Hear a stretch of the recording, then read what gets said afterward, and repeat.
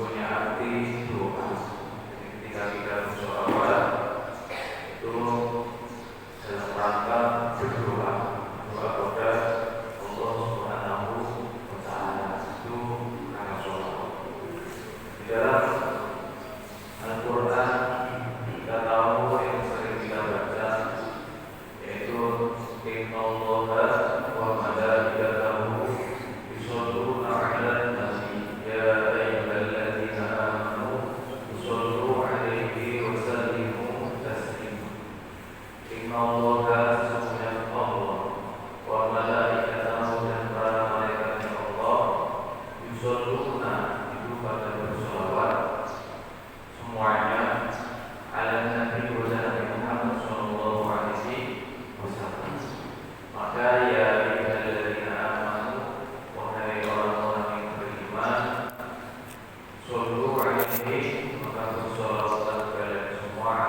kepada Nabi Muhammad SAW bertaslim dan memberikan salam.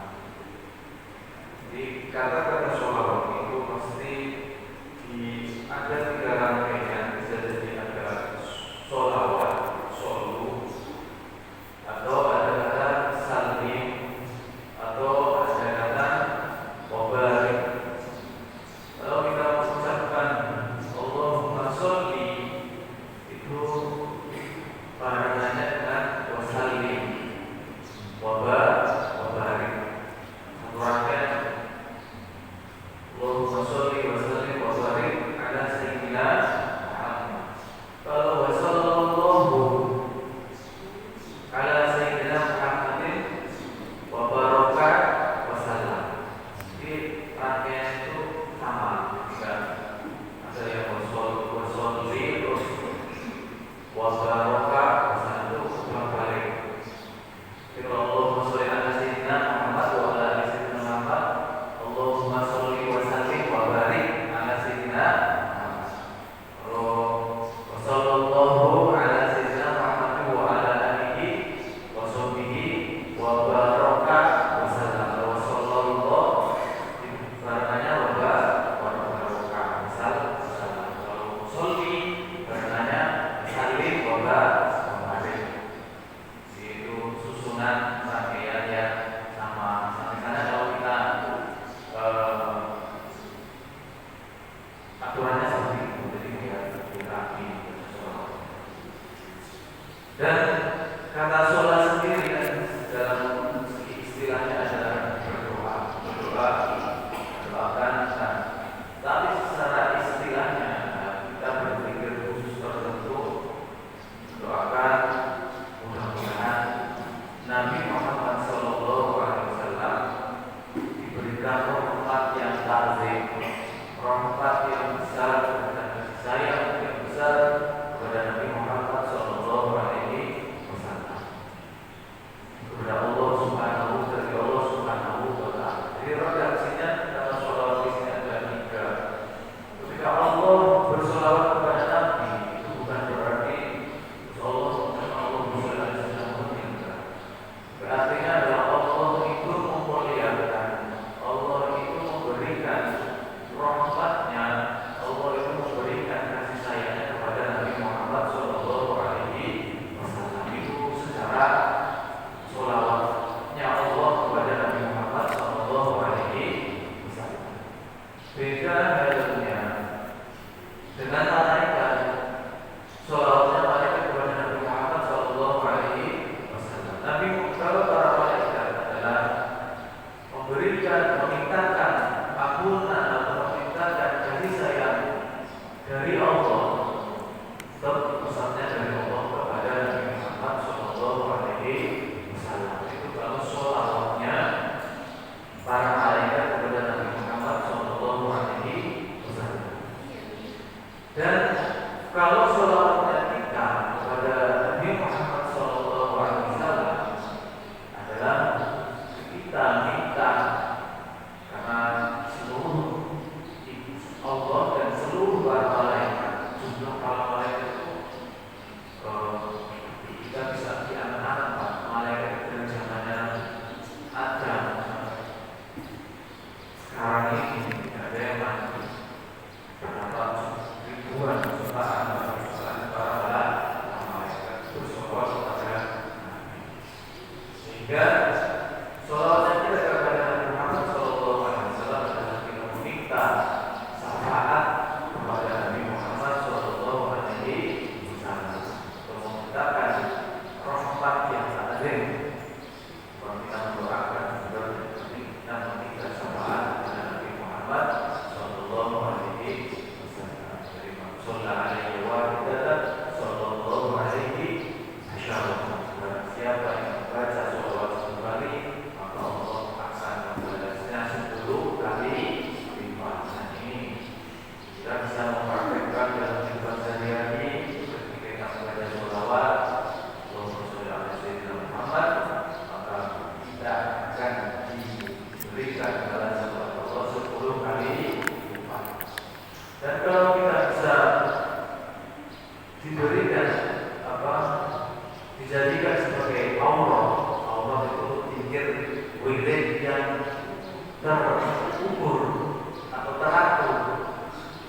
Mungkin setiap helaran nafas kita itu kita membaca sholawat sudah berapa kali lipat pahala kita. Bahkan maksudnya alaiya alfa, maka Allah akan berkaulan barang cara baca sholawat 1000 kali, maka Allah akan memasukkannya ke dalam surga. Banyak cara memasuki surga, banyak cara dapatkan surga. Salah satunya adalah dengan membaca sholawat 1000 kali. Cepat benar. Maka jalan dari sini ke Priok mungkin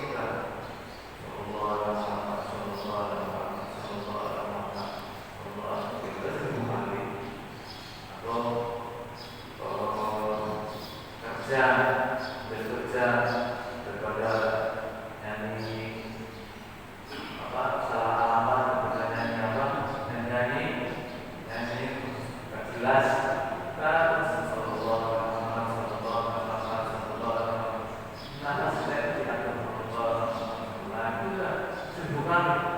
Pahalanya adalah ketika sewaktu-waktu dipanggil oleh Allah, tiba-tiba kok ya mungkin naik motor nabrak tumbuhan apa tumbuhannya biji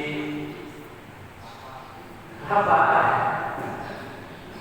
terus dipanggil oleh Allah kan kita dalam membaca sholawat maka diganjar oleh Allah dan mendapatkan surga Allah Subhanahu wa Ta'ala karena kita mendawamkan, merutinkan kita membaca sholat amal paling ringan, mudah dilakukan, dan ya kita bisa semua.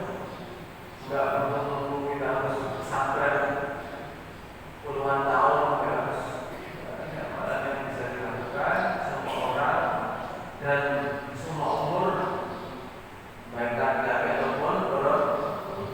Nggak harus kita harus wudhu dulu yang juga semua dalam keadaan namun kecuali ya jangan sampai pada saat buang air juga ambil masak ibu goreng tempe yang baca sholawat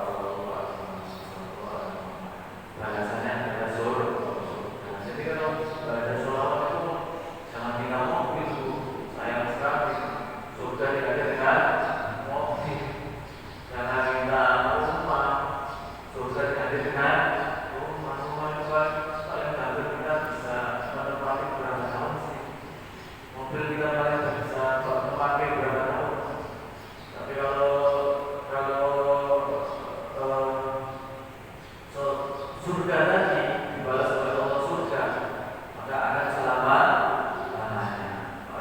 Kadang-kadang kita pengen alpat sholawatnya aja terus alpat, pengen apa? Bukannya lunas, sholat itu bukannya lunas. Dan sayang sekali surga diganti dengan kenikmatan dunia yang sementara. Kalau kita hidup di dunia biasa-biasa aja. Tapi kalau kita sering mendawamkan membaca sholawat dan sering berwiridan kepada Allah dengan membaca sholawat yang mudah dilakukan dan setiap orang pun bisa, nggak harus tunggu jadi wali dulu baru bisa mengamalkan sholawat. Allah akan mendapatkan balasan yang mulia di sisi Allah Subhanahu wa Ta'ala. Itu sholawat.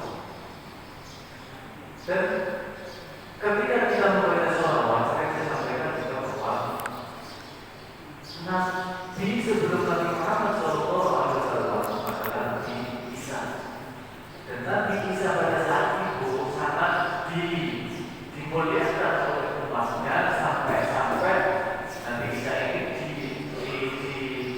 dijadikan sebagai wujud manifestasi Tuhan di dunia. Ruhnya orang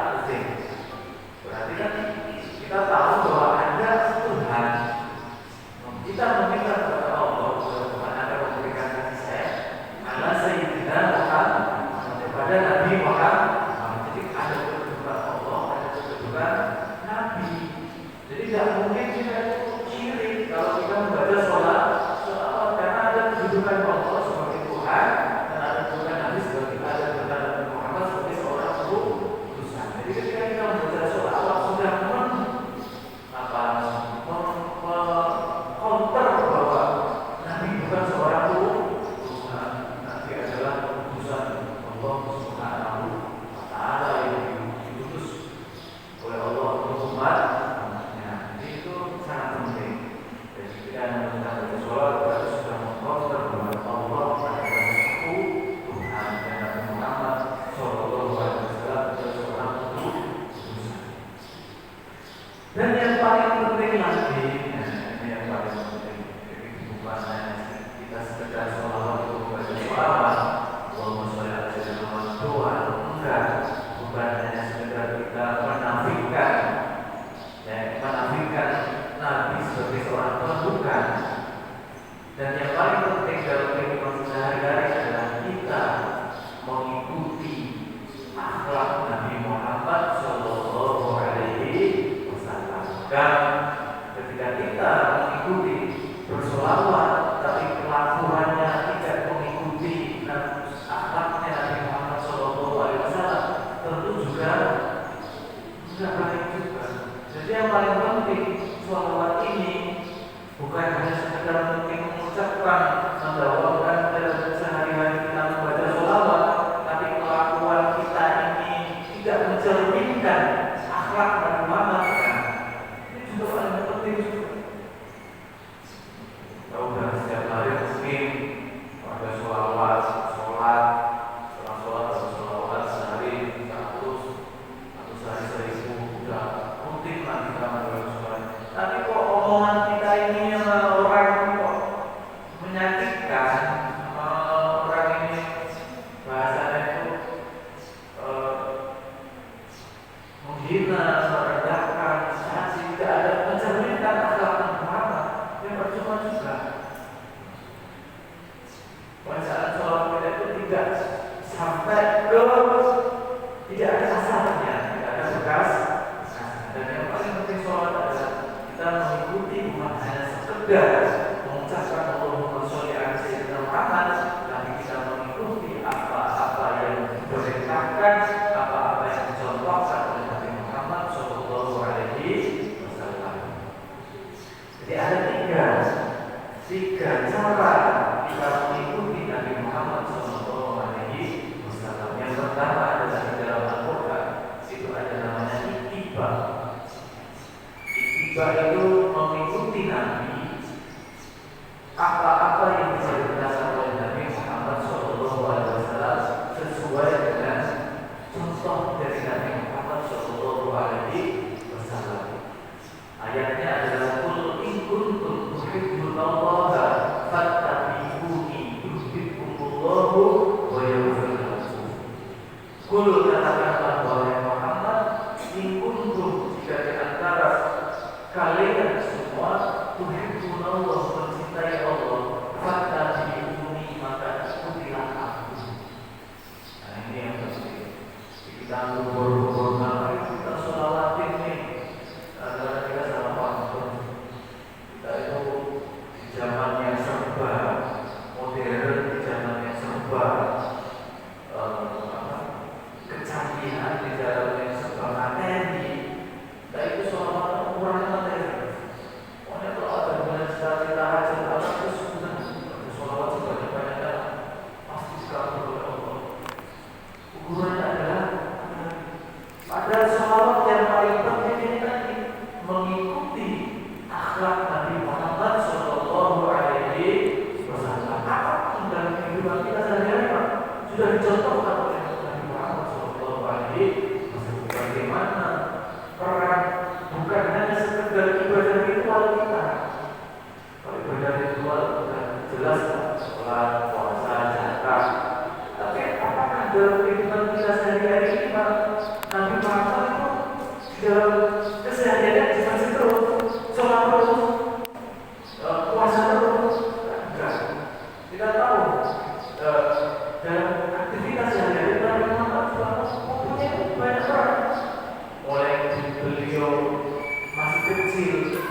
sudah yatim, sudah piatu, sudah punya ayah, sudah punya ibu.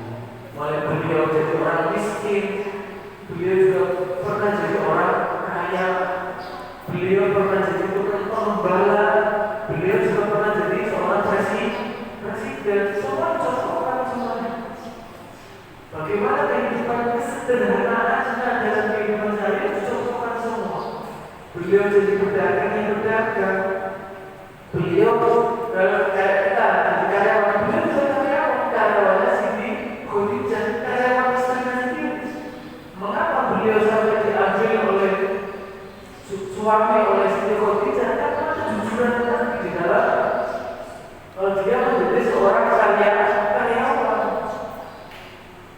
Jangan dianggap semua kira sholat terus di masjid, ya kayak kita bersosial dengan tetangga, bersosial dengan tetangga, bekerja ya bekerja. Beliau juga membalakan masjidnya orang namanya yatim piatu, punya ibu. Abu Thalib juga orang enggak, beliau sebelum setelah dirawat oleh Abdul Muthalib, beliau dirawat oleh Abu Thalib. Abu Thalib juga bukan orang kaya. Dia merupakan karyawan bekerja dengan di perusahaan istrinya sekarang dia menjalankan seorang karyawan baru mendapatkan menjadi seorang suami. Beliau juga seorang suami. Beliau punya anak juga kita juga punya sudah dicontohkan. Apakah beliau ini tidak pernah dicaci orang? Apakah beliau ini khairul anbiya wal mursalin, sayyidul anbiya wal mursalin? Nabi adalah seorang pemimpin para nabi, pemimpin para rasul, orang yang paling dicintai oleh Allah, orang yang kedudukannya paling mulia di sisi Allah. Apakah terus di dunianya ini hidupnya itu mulus? Wah, disanjung-sanjung orang, dipuji-puji orang sampai meninggalkan enggak. Beliau dalam dakwah yang mendakwakan Islam bisa caci, maki, benci, bahkan sampai mau dibunuh. Kalau kita di orang Indonesia, saya yakin kalau kita hidupnya biasa saja tidak sampai berantem mengancam seorang kebakaran, kalau kita sampai mau dibunuh. Ada di antara kita yang karena rumah itu sampai mau dibunuh. Padahal beliau adalah orang yang paling mulia. Kadang-kadang kalau kita mau mengancam di dalam kehidupan kita seharian, ketika kita mengalami masalah, ketika kita mengalami musibah, terus kita itu seolah-olah cuma kita satu-satunya yang mendapatkan musibah. Ya Allah, hidup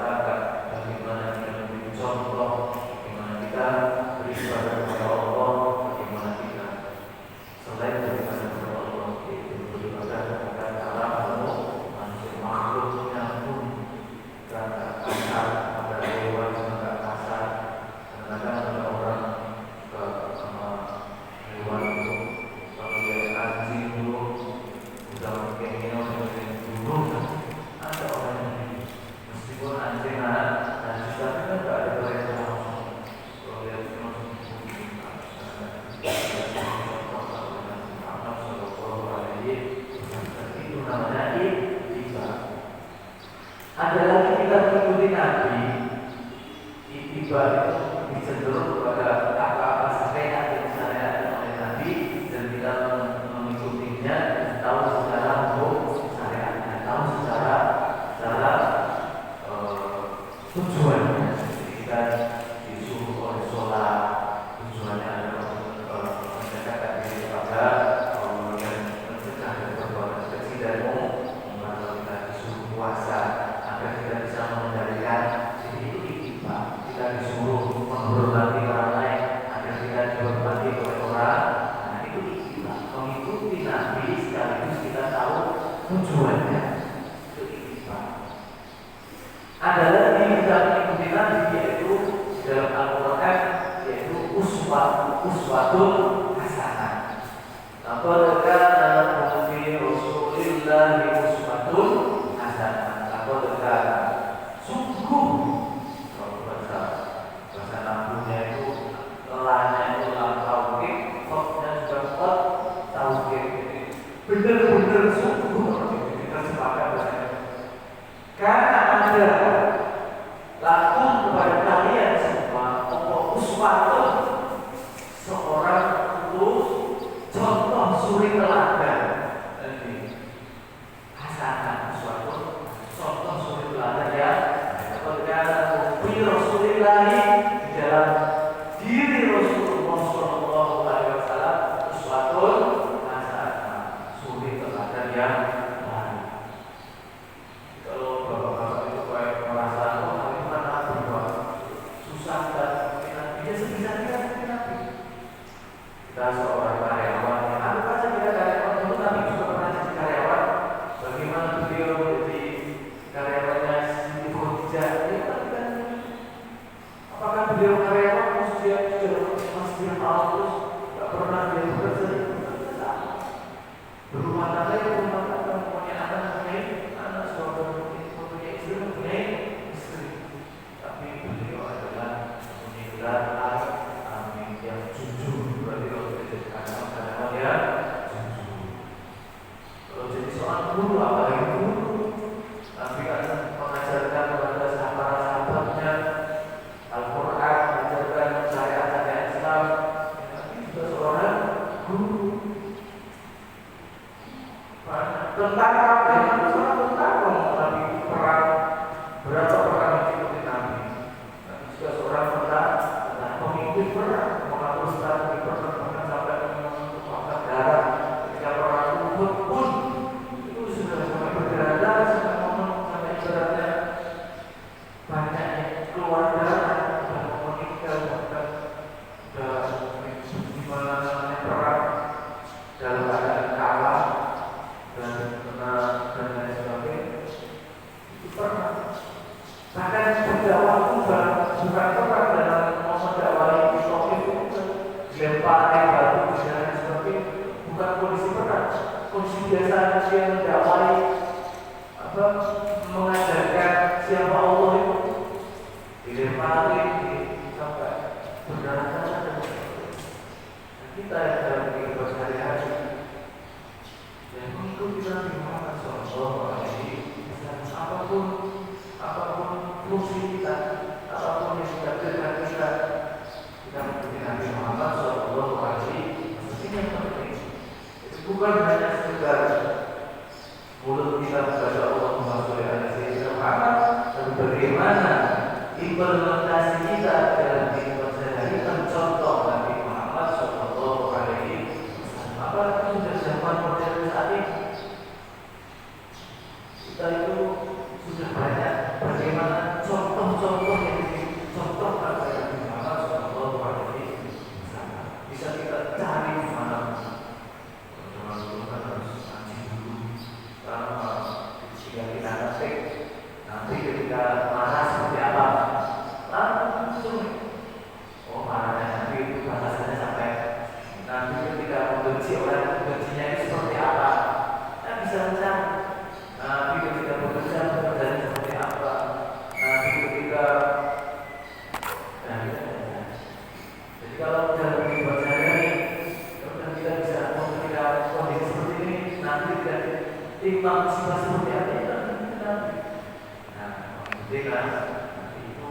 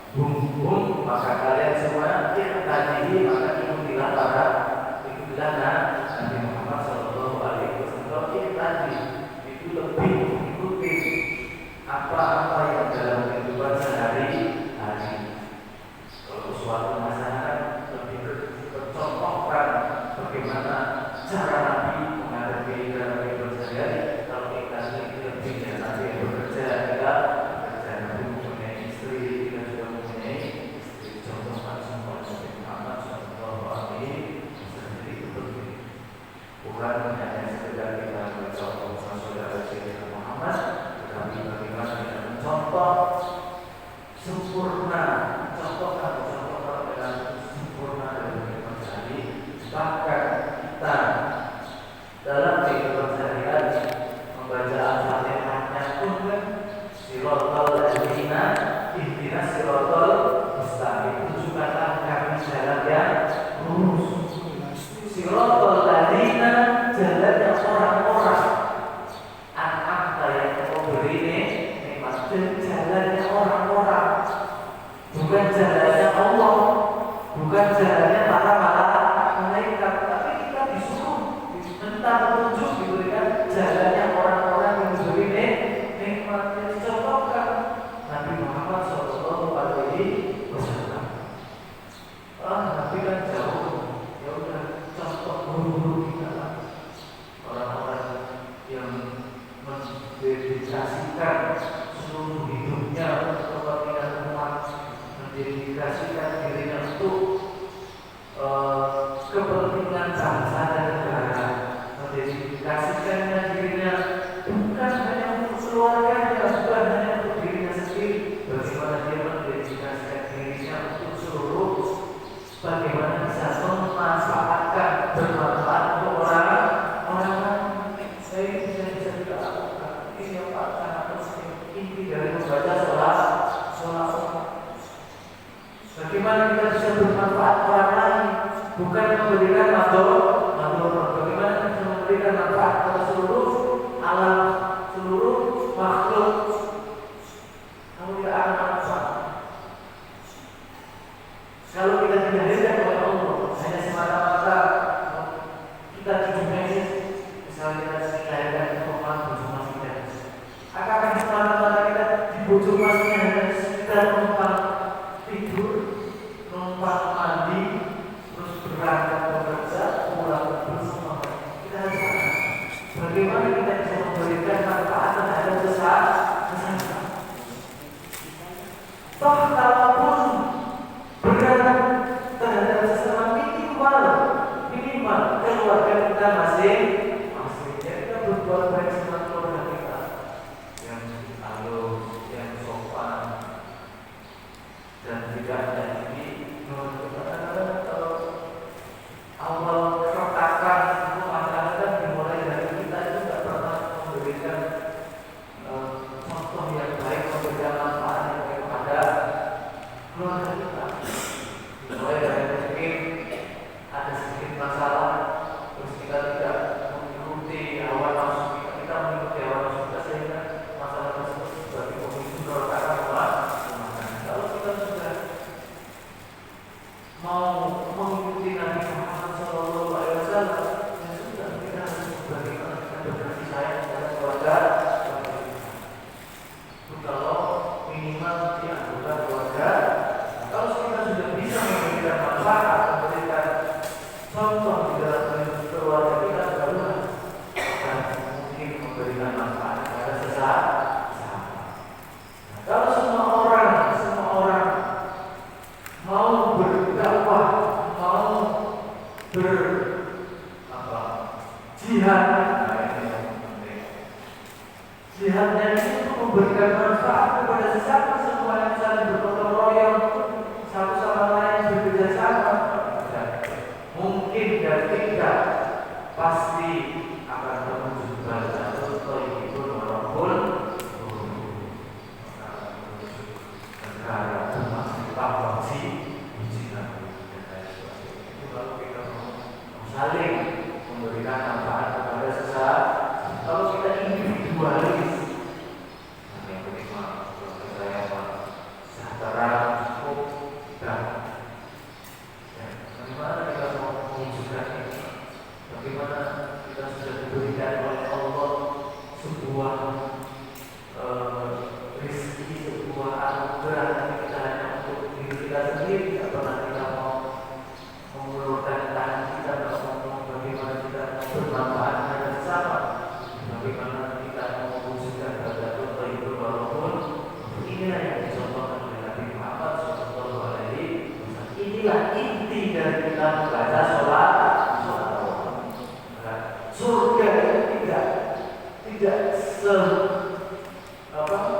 tidak susah didapatkan kalau kita bersolawat kepada Nabi Muhammad SAW. Dan inti dari bersolawat dan bagaimana kita mengikuti akhlak Nabi Muhammad SAW. Keseluruhan totalitas kita mengikuti Nabi Muhammad SAW. Bukan kita berteriak-teriak solawat, kita bersolawat tapi akhlak tidak pernah mencerminkan Nabi Muhammad SAW. Sangat-sangat kabar. Apalagi kita bersolawat hanya ingin mendapatkan materi tertentu atau ingin mendapatkan tujuan tertentu,